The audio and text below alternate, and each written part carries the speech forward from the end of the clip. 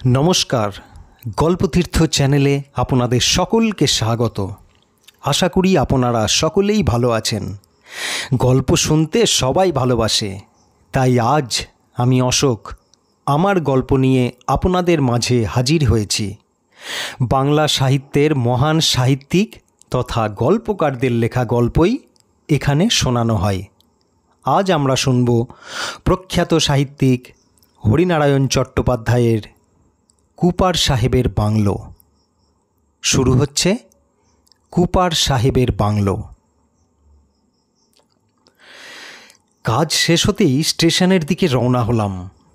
নামেই স্টেশন, টিনের ছোট একটা চালা, সেখানে টিকিট বিক্রির বন্দোবস্ত।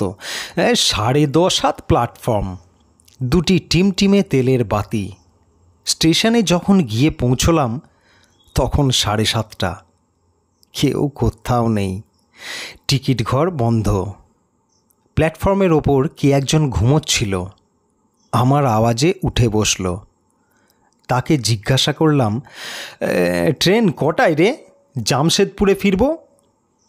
লোকটা আদিবাসী, দু হাতে চোখ মুছে বিস্মিত দৃষ্টি মেলে কিছুক্ষণ আমাকে দেখল, তারপর বলল, 6:30 শেষ ট্রেন চলে গিয়েছে বাবু, আবার ট্রেন কাল বেলা 10টায়।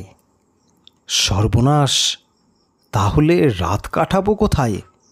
শীতকাল, একবার হাওয়া দিচ্ছে, মনে হচ্ছে যেন গায়ে 1000 ছুঁচ ফুটছে। স্টেশনে কোথায় শোবো তার উপায় নেই। তাড়াতাড়ি বেরিয়ে এলাম, সাইকেল রিক্সার চিহ্নই নেই।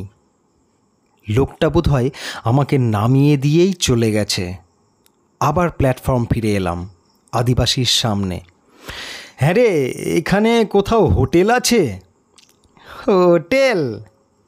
লোকটা এমনভাবে চেয়ে রইল, হোটেল শব্দটা যেন সে জীবনে এই প্রথম শুনছে। বুঝিয়ে দেবার ভঙ্গিতে বললাম, সরাইখানা, যেখানে রাতটা কাটাতে পারি। না বাবু। কথা শেষ করেই লোকটা গায়ে কাপড় টেনে শুয়ে পড়ল, সঙ্গে সঙ্গে নাসিকার ধ্বনি। এরপর ধাক্কা দিলেও উঠবে এমন মনে হলো না। সঙ্গে বিছানাপত্র বা বাক্স প্যাঁটরা কিছুই ছিল না। থাকবার কথাও নয়। শহরের অফিস থেকে এখানে একটা জরুরি চিঠি বহন করে এনেছিলাম। বন বিভাগের ছোট্ট একটা অফিস আছে, সেখানে একটা টেন্ডার পৌঁছে দেওয়া। আসবার সময় বাসে এসেছিলাম, যাবার সময় শুনলাম বাস বন্ধ। পথের মাঝখানে একটা বাস বুঝি মানুষ চাপা দিয়েছে। ব্যাস, তাই নিয়ে হই হই কাণ্ড। ইঁট মেরে গোটা কয়েক বাস অচল করার পর বাস আর যাচ্ছে না। অপেক্ষা করে করে ক্লান্ত হয়ে একটা সাইকেল রিক্সা ধরে স্টেশনে এসেছিলাম। ট্রেনেরও এই ব্যাপার। এই ঠান্ডায় এভাবে খোলা আকাশের নিচে দাঁড়িয়ে থাকলে জমে যাবার আশঙ্কা। যেভাবেই হোক আশ্রয় একটা খুঁজতেই হবে। আলোয়ানটা কোটের ওপর ভালো করে জড়িয়ে হাঁটতে আরম্ভ করলাম। দুপাশে ঘন জঙ্গল, বন্য জন্তু আছে কি না ঈশ্বর জানেন। উপস্থিত জোনাকির ঝাঁক দেখা যাচ্ছে। সমস্ত শরীর ঠকঠক করে কাঁপছে। বারবার হাঁটুতে হাঁটুতে ঠোকাঠুকি হয়ে যাচ্ছে। বুকের মধ্যে এমন শব্দ হচ্ছে যে কোনো মুহূর্তে হৃদস্পন্দন থেমে যেতে পারে। অনেকটা চলার পর জঙ্গলের এলাকা পার হলাম। লোকালয়ের চিহ্ন নেই। কুলিদের 2-1টা ঝুপড়ি, সেখানে আশ্রয় চাওয়া অর্থহীন। অন্ধকার রাত, আকাশে চাঁদ নেই, একটা নক্ষত্রও নেই। ভাবলাম বন বিভাগের অফিসেই চলে যাই, প্রহরীকে ডেকে তুলে তার ডেরায় রাত কাটাবার ব্যবস্থা করি। আন্দাজে রাস্তা ধরে অনেকটা চললাম। তেপান্তরের মাঠ, মাঝে মাঝে আগাছার ঝোপ। আসবার সময় এ মাঠ দেখেছিলাম বলে মনে পড়ল না, তার মানে রাস্তা ভুল করেছি। শুধু কি কনকনে শীত! সকালে পেটে শুধু চা রুটি পড়েছিল, ব্যাস। তারপর থেকে পেট খালি। ভেবেছিলাম বাস যখন মাঝে মাঝে থামে তখন রাস্তার পাশের দোকান থেকে কিছু কিনে নেব। হাত ঘড়ি দেখে বুঝলাম প্রায় 2.5 ঘন্টা ধরে ঘুরপাক খাচ্ছি।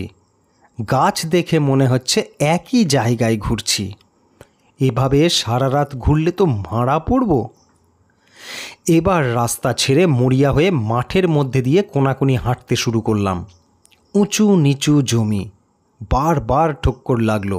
কাঁটা গাছে পায়ের ছাল রক্তাক্ত হলো। হঠাৎ সামনের দিকে চেয়ে চমকে উঠলাম। অন্ধকারেও দেখা যাচ্ছে সাদা একতলা বাড়ি, টালির ছাদ। ক্লান্ত দুটি পা টেনে নিয়ে কোনো রকমে বাড়ির দরজায় গিয়ে উপস্থিত হলাম। মনে মনে ঠিক করলাম, যারই বাড়ি হোক হাতে পায়ে ধরে আশ্রয় ভিক্ষা করব। বিছানার দরকার নেই, মেঝের ওপর শুয়ে থাকব, তবু তো মাথার ওপর একটা আচ্ছাদন থাকবে। দরজা ঠেলবার আগেই দরজা খুলে গেল।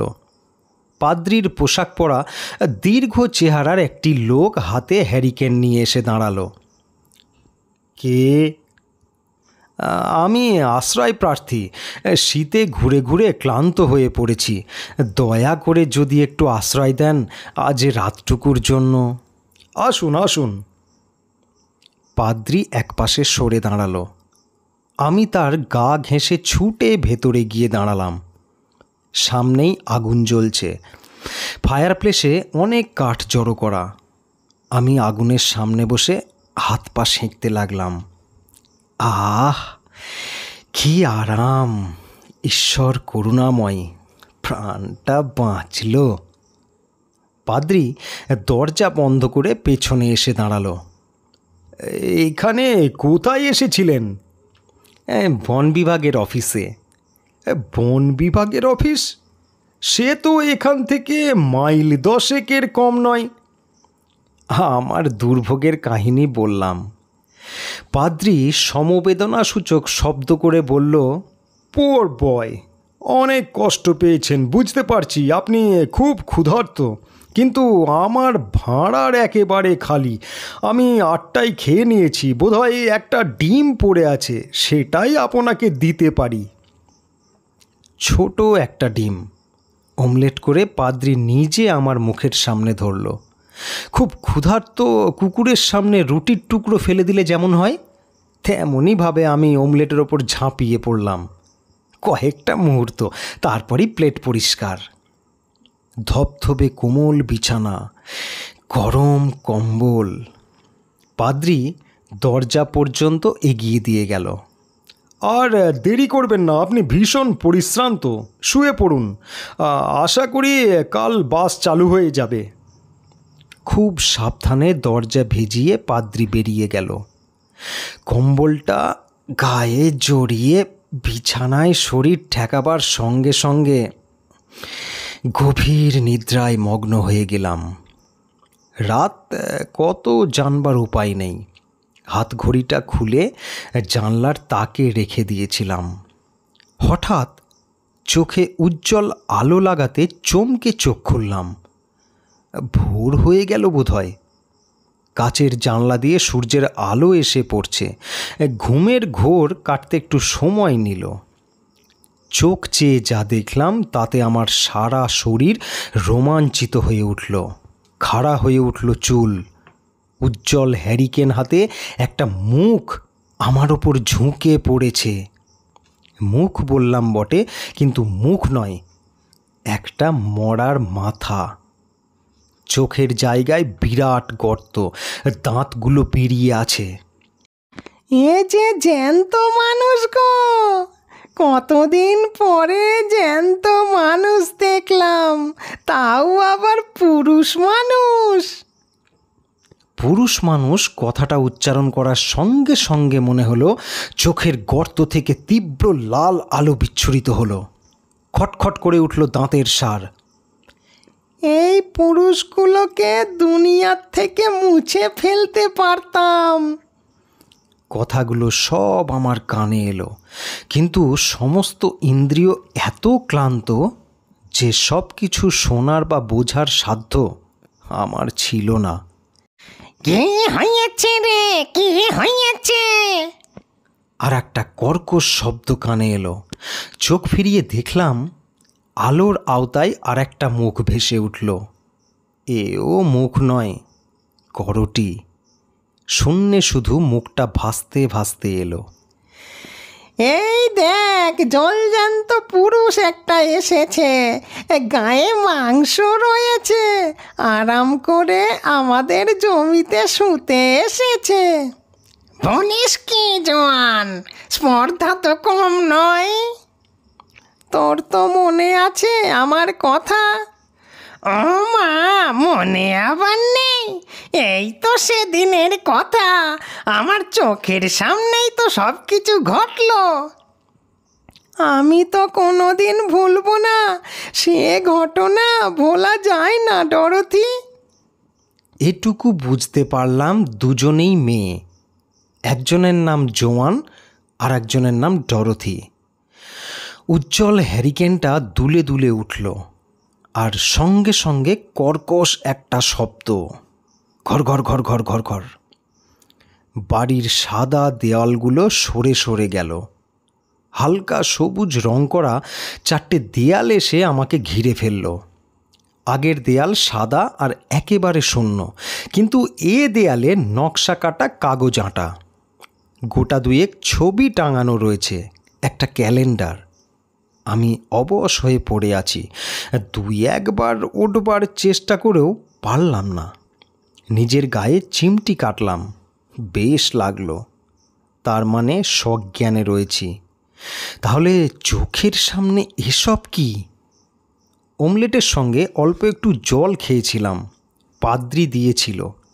সেই জলের মধ্যে কি মাদকদ্রব্য কিছু মেশানো ছিল, যার ফলে চোখের সামনে অলৌকিক এসব দৃশ্য দেখে চলেছি? একটু দূরে কোলাহল শোনা গেল, পুরুষ পুরুষ কণ্ঠ। তারপরেই দেখলাম একটি যুবতীকে টানতে টানতে একজন যুবক প্রবেশ করল। এদিকে লক্ষ্য করিনি। গোটা দুয়েক সোফা, সামনে একটা সেন্টার টেবিল। যুবতীকে এনে যুবকটি সোফার ওপর আছড়ে পড়ল। যুবতীর সাজ পোশাক দেখে লজ্জা পেলাম। পাতলা ফিনফিনে একটা স্কার্ট পরনে, ভেতরে আর কোনো আবরণ নেই। তাছাড়া টানাটানি করে আনার জন্য স্কার্টের অনেক জায়গায় ছিঁড়ে গেছে। যুবকটি কোমরে হাত দিয়ে দাঁড়ালো। শয়তানি, এবারে তোকে হাতে নাতে ধরেছি। বল, জানলা দিয়ে যে লোকটা পালালো সে কে? যুবতী মাথা নাড়ল।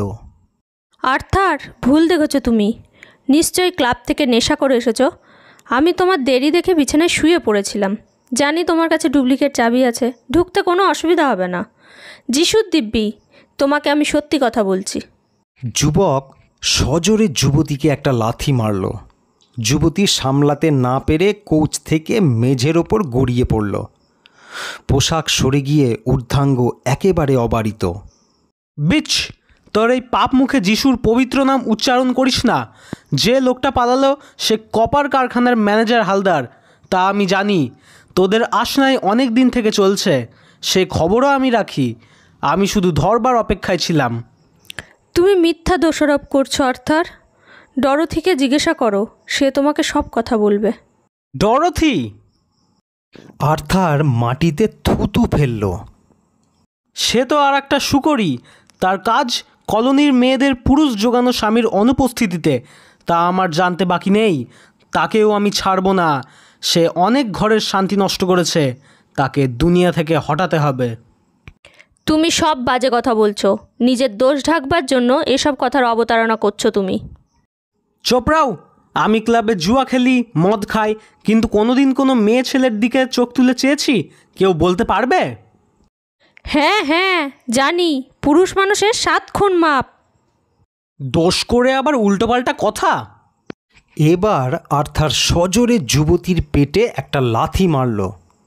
2 হাতে পেট টিপে ধরে যুবতী কোকিয়ে উঠল। কি সর্বনাশ করছো তুমি? জানো না আমার পেটে তোমার সন্তান? তোমার ভবিষ্যৎ বংশধরকে তুমি মেরে ফেলবে। আর্থার যুবতীর চুলের মুঠি ধরে টেনে তুলতে যাচ্ছিল। কথাটা শুনে থমকে দাঁড়িয়ে পড়ল। আমার সন্তান? নিশ্চয়। তোমার ছাড়া আর কার? জোয়ান আর আর্থার পিটারের সন্তান। ছেলে হলে এর নাম রাখবো ড্যানিয়েল, আর মেয়ে হলে ক্যারোলিন। জোয়ান আর বলতে পারল না। আর্থারের উৎকট হাসির শব্দে মাঝপথে থেমে গেল।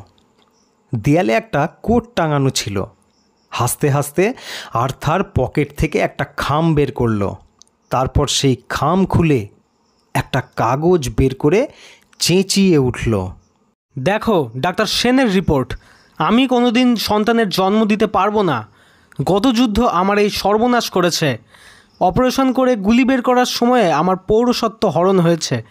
কাজেই যেটা তোর পেটে এসেছে সেটা নেটিভ হালদারের দান। নিজের কথায় নিজে ধরা পড়েছিস শয়তানি। আজ তোর শেষ দিন। আর্থার কোমর থেকে রিভলভার বের করলো। রিভলভার দেখে জোয়ান মরিয়া হয়ে আর্থারের ওপর ঝাঁপিয়ে পড়ল। দুজনে ধস্তাধস্তি শুরু হলো। আমি বুঝতে পারলাম ঘামে আমার সমস্ত দেহ ভিজে গেছে। চেঁচাতে গিয়ে দেখলাম গলার থেকে কোনো স্বর বের হচ্ছে না। চোখের সামনে একটা নারকীয় কাণ্ড ঘটে যাবে, অথচ নিজে আমি অসহায়ের মতন তাই দেখব, ভাবতেও খারাপ লাগলো। কিন্তু নিরুপায়।